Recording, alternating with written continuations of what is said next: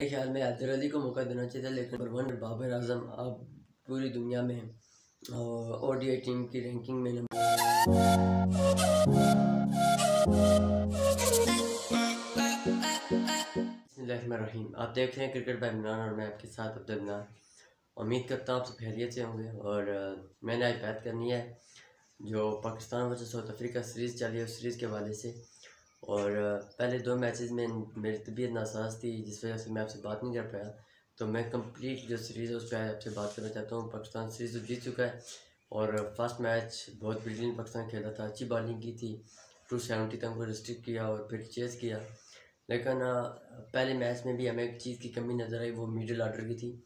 क्योंकि उस मैच में भी वाइड मैच था जिसमें जो है फ़खर जमान जल्दी आउट हुए और इमाम उलाक ने काफ़ी अच्छी इनिंग खेली थी उस मैच में।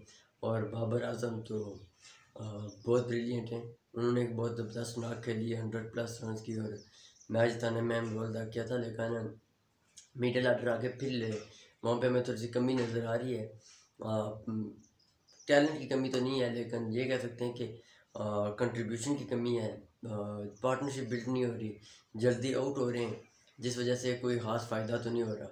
और उसके बाद सेकंड मैच में जो है वो बॉलिंग बहुत नॉर्मल सी कराई, वो खूब पिटाई हुई, लेकिन उसमें भी 227 तक गए हम, सॉरी 327 तक गए पाकिस्तान टीम, एटलीस्ट फाइट की। और फ़खर जमान बहुत ब्रिलियंट थे, उनकी जितनी तारीफ उस मैच में की जो उतनी कम थी। उसमें 193 बना के क्विंटन डिकॉक की एक, आप उसे चालाकी भी कह सकते हैं और कुछ कहते हैं कि ये गलत है, जो भी है उसकी एक आदत दिमागी थी मेरे ख्याल में क्विंटन डिकॉक की, जो उसने पागल बना के इसे रन आउट करा दिया फ़खर जमान को। जबकि 193 पे खेल रहे थे, सेकंड रन लेने की कोशिश की, लास्ट ओवर में तो आउट हो गए, लेकिन बहुत ब्रिलियंट ना खेली थी उस मैच में। उसके बाद बाकी कोई ख़ास तो नहीं उस मैच में कर पाए, लेकिन वो मैच हम हार गए। उसके बाद मैच जो फाइनल मैच था जो कल हुआ है लास्ट मैच, उसमें बहुत ब्रिलियंट रही है पाकिस्तान टीम और पहले बैटिंग करने की दावत दी साउथ अफ्रीका ने टॉस जीत के, और काफ़ी चेंजिंग की थी दोनों टीम्स ने। आसफ अली और दानिश अजीज़ को हमने जो है ना मिडिल आर्डर में मौका दिया था पहले जो मैचेस में, लेकिन वो परफॉर्म नहीं कर पाए, तो बिल्कुल उनकी चेंजिंग बनती थी और चेंज किया उनको। उनकी जगह मौका मिला सरफराज को और मोहम्मद नवाज़ को, साथ शादाब खान जो पूरे सीरीज़ से ही बाहर हो चुके हैं, तो उनकी जगह अब्दुल कादिर थे। उसके बाद उस लाइन की जगह हसन अली को शामिल किया गया, जो बहुत अच्छी मूव थी, स्पेशली हसन अली बहुत अच्छी मूव थी जिसकी वजह से हम मैच जीते। तो स्टार्ट तो बहुत ब्रिलियंट प्रोवाइड किया, 100+ की पार्टनरशिप, फिर इमाम आउट हो गए, लेकिन बाबर और फ़खर ने फिर एक यानी कि 100+ की पार्टनरशिप बिल्ड की। उसके बाद फ़खर सेंचुरी बनाई फ़खर ने, फिर उसके बाद आउट हुए, बहुत ब्रिलियंट एक बार फिर फ़खर जमान। उसके बाद कैप्टन बाबर आजम क्रीज पे जमे रहे, लेकिन दूसरी तरफ से विकेटें लगातार गिरती रही, लेकिन लास्ट 5 ओवर में जाके हसन अली ने और अपनी बेटी की पैदाइश की खुशी में ऐसे छक्के लगाए कि दिल खुश कर दिया। उसके बाद एंड पे सबसे बड़ी खुशी की बात मेरे ख्याल में ये भी है कि जो पाकिस्तानी कैप्टन है बाबर आजम, उन्होंने अपनी जो है पावर रेटिंग काफ़ी इम्प्रूव की है।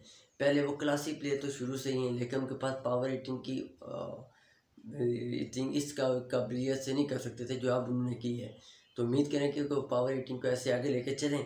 बहुत ब्रिलियंट पावर रेटिंग की बाबर आजम ने, और 320 तक पहुँचाया, रन 320+ थे, तो लग रहा था कि शायद पाकिस्तान अब जीत जाए, क्योंकि आखिरी जो 4-5 ओवर में पिटाई की है इस वजह से।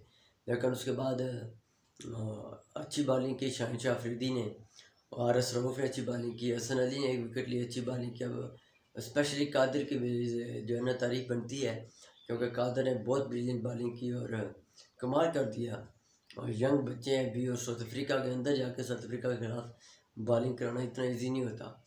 लेकिन नवाज़, स्पेशली नवाज़, एक ओवर में 2 विकेटें ली, वैसे मैच टर्न हो गया पूरा।